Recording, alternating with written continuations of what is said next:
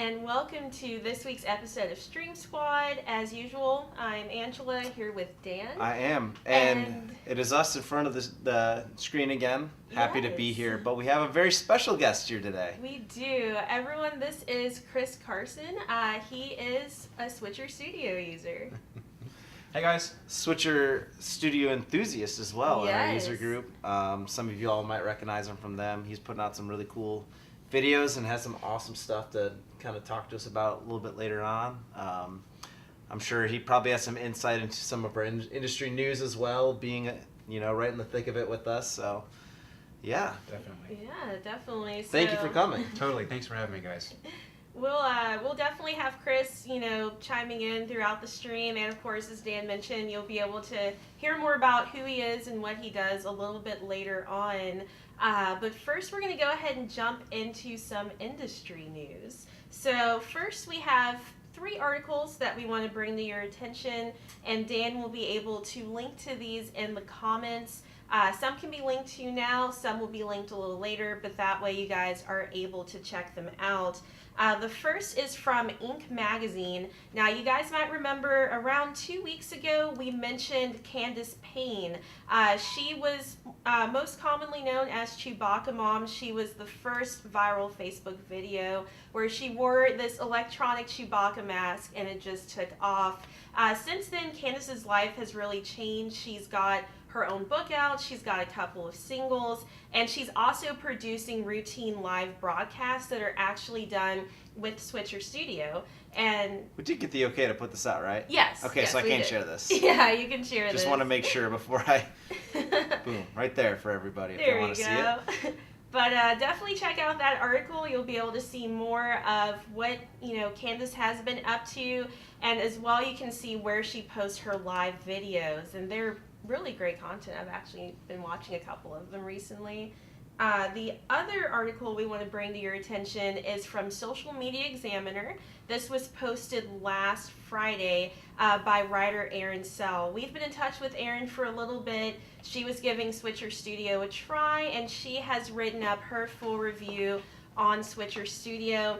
We definitely wanted to make sure we could mention that to you guys so you guys can check out Erin's article and the rest of her work. She's a really great writer. She's got a lot of social media content for how to improve your social media websites. So definitely check out Erin's work and the article as well. And we're going to post that up.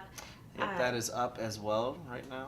The last one is one coming up a little bit later today. Every week something new is going on with Facebook. They're definitely keeping things entertaining. And the latest thing from Facebook is they have a new app called the Facebook Creator app. This takes what can be done with the native Facebook app and live video and just extends it further. We're going to have a full write-up on what the Facebook Creator app is and how it can be used. That's going to be up a little bit later today. Just go to switcherstudio.com and click on blog. You'll be able to see that as well as all of the other articles that we have posted. Have you seen anything with that? Have you checked out the Facebook Creator app? Not yet. Not yet? Not yet. I will today, though. Yeah. Hopefully. I haven't played around with it too much. I know Nick's played around with it, and he did a little video walkthrough. So, it seems like it's cool. I think it's... I don't remember their old app. Was it like the Mentions or Moments? Facebook. I want to say Mentions. I want to say it was the Mentions one. It was originally, if I remember correctly, it was only available to certain Facebook users. Right. And this is kind of their revamped version that's available to all Facebook users at this point. Yes. So the test worked out. Now they're pushing it a little bit further ahead. I see someone in the comments there was just mentioning that the new mounts look really cool. That is something that we're going to get to here in a little bit. Those are actually Arkon Mounts. I teased it on last week's show. We've got them going right now. I've got a 3-camera setup using just those. They're pretty dang cool. So we'll get to that in a little bit. Yeah. So next on the list for industry news, I'm sure you guys have seen this all over Facebook, Twitter, YouTube, anywhere that you're getting content online. The FCC is once again attacking net neutrality. We went over this the last time it happened, and we definitely want to bring it to you guys' attention again just so you know what it is and what could potentially happen. Yeah, that's the big one, isn't it? Yeah. I feel like this is just one of those reoccurring things that I think we talked about it in one of our earlier stream squads. I mean, it was in this room, so I mean, it must have been. I want to say January. It was like January or February. But I mean, we're looking for it earlier. Nick, actually, the first blog post he wrote for Switcher Studio was on net neutrality, and that was in 2014. And the information there is, pretty much the same as it is today. I mean, I don't want to get too political here, but net neutrality is a good thing as far as I'm concerned, and I don't see any benefit in getting rid of it. Chris, do you have anything to say on this stuff? For me, it really it could limit us for connectivity. You know, the use of fast lanes and everything else. The potential of that could be a really, really bad thing for us live streamers. It's a bad thing for services like Netflix or YouTube, Right. whatever. But what I would say the counterpunch to that, if that would actually become a thing, would be VPNs, virtual private network services. Look into those. Obviously, I can plug one. One is Speedify. By encrypting your connection, the ISP or whoever can't see what you're looking at. So for things like this live stream, it's vital in order to maintain, or at least potentially maintain, the maximum speed possible. So that's my thoughts. Right. Yeah. So, I mean, there always will be ways around it and whatnot. Right. VPNs, I think, are definitely one of those ways. Right. We've got a graphic here that I think the link is, yeah, there we go. I'm not exactly sure where we found this one. I want to credit the person. I've seen if that's on there, but this kind of gives you just an idea of what net neutrality is. And of course, we don't know if net neutrality goes away, what's going to happen.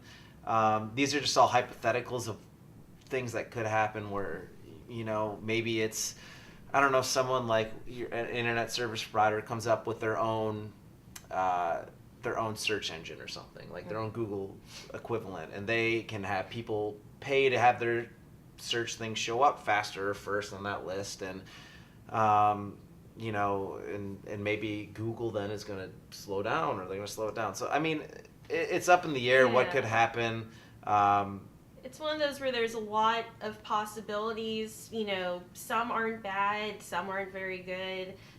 Anything can really happen if net neutrality goes away, and this graphic's just kind of a breakdown of one of the worst case scenarios of what could happen.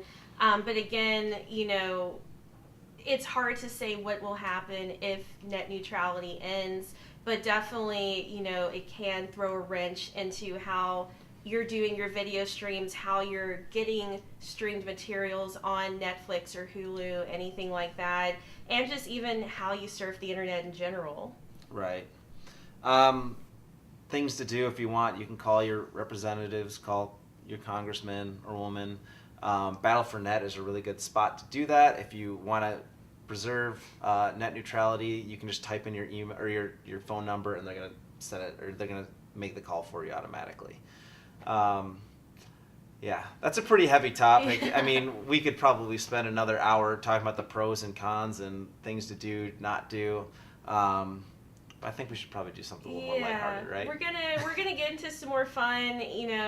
We've already had a question about this in the comments. Anyone who follows us on Twitter or Instagram saw my teaser from Monday.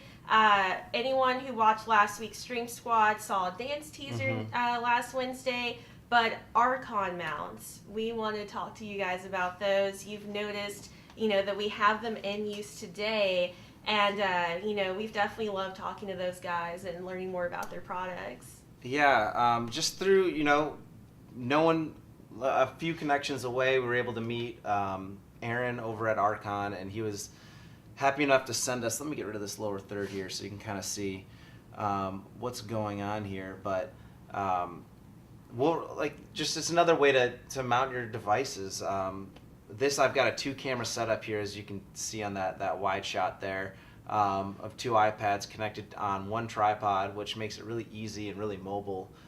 Before, I always say that Switcher Studio is pretty much a TV studio in your bag. The only big stuff that you have to carry around is going to end up being your tripods. So being able to get them all on one tripod is awesome.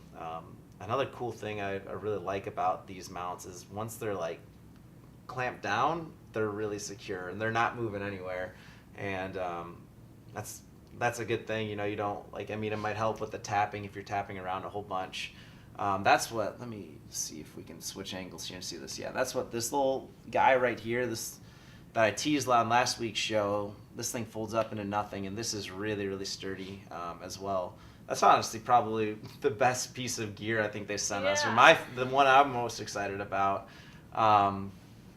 They have a lot of other good ways to set things up for like overhead shots and ways to mount things in your car. So if you want to get really interested or creative with how you're doing your live broadcast or whatnot, something really cool. Yeah. One other cool thing I'll throw out there is this little guy here. They sent us 2. I thought we were just going to get mounts, and then when they sent us, like the little iPod stand and this guy, I was really like I had no idea that this thing exists. This is a little ring light here. It can clamp like right onto an iPad or something. So, if you have like a director mode or something, it might cover up some of the screen if you're using this as your main switcher and whatnot. But little light switch can change the brightness, can change the colors of it, and all that good stuff. So, yeah, I've got a link here. Let me go ahead and link Arkon Mounts here. Chris, have you used any of their stuff or seen yet, it? But just seeing that ring light, that's huge. I'll definitely be picking one of those up ASAP because, again, that's huge. And for anyone interested in purchasing anything from Arkon Mounts, definitely look for the post that we made on Instagram or on Twitter. Arkon Mounts had one of their representatives go on both posts, and they have posted a 20% off discount code. I think it's Switcher20. I'm not positive, but it's something along those lines. Definitely look at the post either on Twitter or Instagram, and you guys can use that code to save 20% off that first purchase. And they are one of our co-sponsors, if you will, or affiliates, I guess you could call it, where if you are on a Switcher Studio annual plan, you get a discount on Arkon Mounts as well. So definitely something to check out. I was really impressed with them. I didn't know what to expect at first. The one thing I will say is there is a little bit of setup involved with it. And do I have one of the little pieces? The other I've got this guy here. The only other problem I saw is they have like this ball way to connect things, and like I said, once they're connected, it's really, really tight and not moving anywhere. But I noticed that when I was putting them on, you can lose the. Oops, yeah, just like that. You can lose these pieces here, and that can kind of be a problem sometimes. But yeah, I mean, as long as you're careful, and that's probably just me not being really used to it yet, and just need to play around with it some more to get really good with it. So yeah, definitely check them out. I'm sure they've got even more stuff that we haven't seen yet. The one thing that I need to say too is, Aaron, if you're watching, check out our, or as you can see my computer here, I've got all the different stickers. I didn't get an Arkon Mount sticker to add to it. So yeah, that's kind of what I've got for Arkon Mounts. I don't know if we want to move on to our next little segment here. Yeah, absolutely. So, our next segment is strategy. And this week we kind of want to talk about camera placement, where should you set up. Unfortunately for the Weather Channel, they had a bit of an incident the other day. For anyone who doesn't know, there was a sports dome in Georgia that was set for, just to implode. A lot of people wanted to capture footage of this, and one of the cameramen from the Weather Channel set up to get this perfect shot of the dome. Unfortunately, as soon as the implosion started, a bus pulls up and blocks his entire view. and the bus leaves the second the implosion is done. So the video's out there everywhere. I don't know if Yeah. you've seen it. I saw it, Chris. You were laughing about it. Have you seen the Not video? yet. Okay, That's awful. Yeah. they decided, they were like, we can either just pretend this didn't happen, or we can show people that mistakes do occur. So of course the cameraman was a little upset. Some expletives were used, so the Weather Channel censored out all of those expletives and posted it to their YouTube channel. So it's about 50 seconds long. Go check it out. Most of it is him yelling at the bus and going like, "Why, bus? Please move, bus!" But it's amazing. But it's also something to think about when you're setting up a shot. You know, are you at risk of having something happen to your camera view, whether it's someone knocking over a camera if you're at a public event, or something like a bus just ruining your entire shot? Yeah, just make sure you think about all those things first, right? Yeah. Chris, have you had anything like that happen? Not yet. I'm trying to think. I Thankfully. mean, Thankfully, not yet. Yeah. I was doing a wedding recently, and it was like, it started raining halfway through, and everybody put umbrellas up and ruined all the shots I had. So, no. yeah, I wasn't expecting it. Didn't think about it. I had some really nice shots. So, yeah, important to think about that. Was that wedding live streamed? It was not. It was not live streamed. Think about those possibilities. Yeah. Cool. Yeah, probably the worst for me, you know, it's always the roads. It's always the roads. I was doing a film project that was just, you know, an indie short, and where we were, there was no one out. It was a perfect shot, and as soon as we get started, cars just start driving randomly, where it would be one car per take, and in the end we just had to pack up and move to a different location. But it was so aggravating because we would get towards the end and then just one car drives by in the distance. So, you know, definitely for me, I never planned a shoot by a road ever again. But it's always the little things. I've had birds chirping ruin a shot, all kinds of stuff. Very cool. Our Made with Switcher, I think we're going to do a callback to that a little bit later, because Georgia Tech did a really cool video that we'll talk about. But our next segment that we normally do is our user group, and we have one of those users right here. So we figured we'd ask Chris a couple questions. Cool. Have you talk about your experience with Switcher Studio? And Great. yeah. I know, so how long have you been doing live video? Since about January, so almost a year. Okay, so that's pretty good. I know you were saying you had some good stats on people doing live video, or Yeah, it's we can definitely chat about that. So my background is like yours. Mine's in high-end commercials, feature films. I've done 8 feature films in the last couple years, and love that part, but also now do live streaming to not only reach the 1%, but now the 99% of the clients. right? But the successes we've seen just immediately out the gate. So one of the things that I do for new clients is demo the service for 3 weeks. Let them try it before they buy it, and they get to see the result of it. And Right. you know, at the end of those 3 weeks, it's usually not hard for them to make a decision of yes, let's continue. Mm-hmm. And some of the result we've had it's amazing.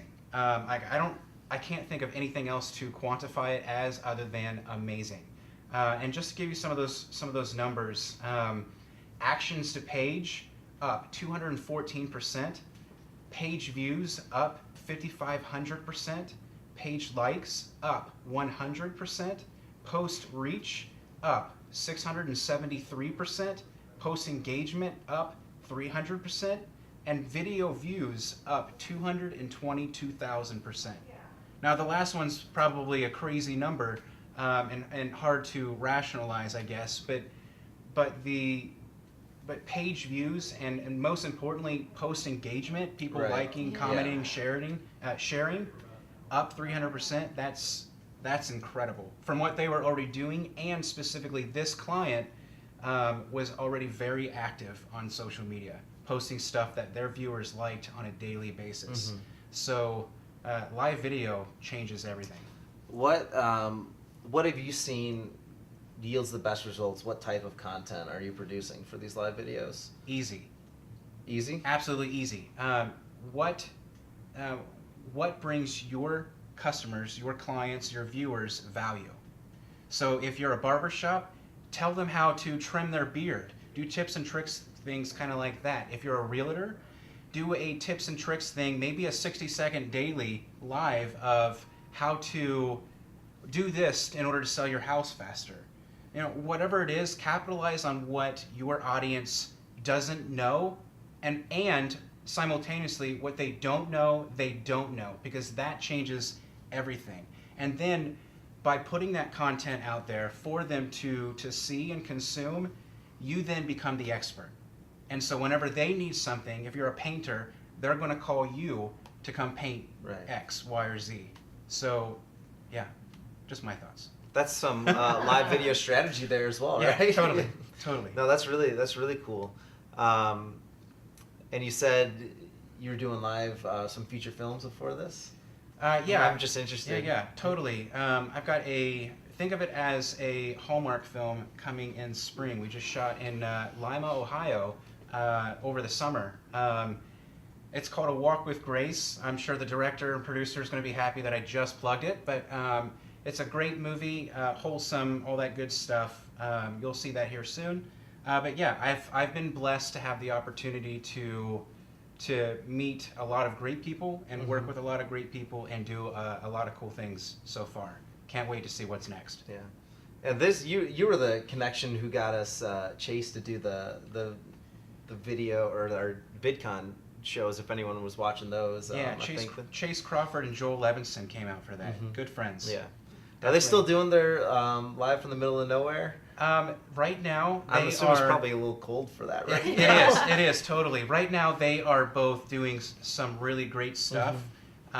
Chase just finished up a movie, his own movie, and we've kind of put that on pause while they do all that. Sure, so more to come, and so many great things coming in 2018. Can't wait. Yeah. And plug your own stuff. You're doing a live show yourself, right? So this is the most I've ever been in front of a camera, ever. Oh, yeah? Literally 2 times today. Yeah, so I'm now doing a live streaming show that basically capitalizes on what my audience doesn't know. Or rather is interested in, or maybe just really just wants to see what I'm doing. And one of the things that I learned early on in this business is video marketing, if you will, is take the #1 thing you do and give that away for free and see how that changes your life. And so for me, it's taking all of the things that I've learned and putting that out there, creating content and spreading that message of not only what to do, but how to do it. You know, so I do a weekly tips and tricks that shows you how to use the hardware, how to use the software, how to use services, products like Switcher Studio, and not only get to plug that service, but more so show people how to do it. Because if anything the internet enables us to do is it enables us all to finally have a voice and finally have that voice heard. And so, yeah, I take everything I know and put it out there, and hopefully it helps other people. Cool. What's the name of it, or where can they find it? Yep, totally. It's on my SteadiReadi page, the name of my business. Steady and Ready with I's instead of Y's. And my show I'm calling is Live with Steady. So every Sunday night at 9 p.m. Eastern, join in, leave a comment. You know, definitely hit me up if you got any questions, because we're pushing all of this to the max and can't wait to see what's next from it. Chris is, I mean, we praise the enthusiast group every week, and Chris is one of the guys that we learned a lot from, especially about like the VPN and doing some of that workarounds. Angela, you want to talk a little bit more about how people can get into the Switcher Studio Enthusiast group? So there's a few ways to do it. We know we mention every week, but we have such a huge push of new people come in after each week's show. The easiest way is just the Switcher Studio page that you're watching this on right now. click on Groups over on the menu on the left-hand side. It'll take you directly to there. The other two ways in, you can search Switcher Studio Enthusiast on Facebook, or you can log into your user dashboard by going to switcherstudio.com, and there'll be a direct link in there that says join the user group. Whichever way you get to the user group, there's going to be a short survey to fill out. It just goes over how do you use Switcher Studio, what do you want to see out of Switcher Studio. Basically, it just gives us some information to help you guys out, and after that, we'll accept you directly into the group. We just started this group around March, and it's up to, I believe, 1,200 people right now. Yeah. So it's grown really quick. You can share tips and tricks, videos you've made. You can ask questions. Everyone from the Switcher Studio team is in there. Chris is in there, and everyone's more than willing to help you guys out. So it's definitely a great way, whether you're thinking about using Switcher, you're on a trial, or you're a paid user. Anyone can join this group and really learn a lot from it. Yeah, and I see, just kind of cruising through the comments a little bit here, I see Aaron in there, Aaron Roth. Hello. Hey. He is the man with Arkon. If y'all have any questions, ask him right there. He's going to be the one to answer them. We're loving him so far, Aaron. It's great. And Chris, that was awesome. Thank you so much for thanks for being here. Thanks for having me, guys. Appreciate it. Let's go back. Let's kind of wind it back a little bit to that strategy where we're talking about camera placement and whatnot. And Angela, want to talk a little bit about what Georgia Tech was doing with that demolition? Sure. So, this is our Made with Switcher segment that we have every week, where we take one video someone's done with Switcher Studio and show it. This one ties into our strategy piece. Again, Georgia Dome was doing Georgia was doing an implosion of its old dome, and Georgia Tech was there to film it and also do an interview beforehand. A lot of people are interested in implosions, but they're not really sure how it works and what goes into it. So Georgia Tech has done a really great interview. It's about 15 minutes long, and it goes over just the science of what exactly goes into an implosion to make it safe for spectators to watch, but also to demolish the building in the way that they need. So they were able to get the good shot. They did not have an issue with the bus, but we've got just a little clip of that showing now, and you guys can definitely check out the full link. It's a really great interview to watch, and it'll help you guys just to learn a little more about what goes into a building implosion. Yeah, I mean, I wouldn't have thought of it. And I think Nick, I was, again, just kind of scrolling through, I think Nick was able to find the link for that video and post it in the comments. So it's there if y'all want to see it. It is something to see. I think that's all the time we have. I don't have anything else. Whitney's coming out. Is something? No. I wasn't sure. I thought she was going to wave and tell us something here. Yes, thank you so much, everybody, for tuning in. Chris, again, thank you so much for driving down and hanging out with us today. Awesome, totally. Thanks. You can, of course, check us out at switcherstudio.com. Check out the user group, Switcher Studio Enthusiasts. And, again, if you have any questions that we haven't gotten to here, go ahead and comment away, and we'll get to as many of those as we can. And we will see you guys next week at 2 p.m. Eastern, 11 a.m. Pacific. Take care, everyone. See ya. See you guys.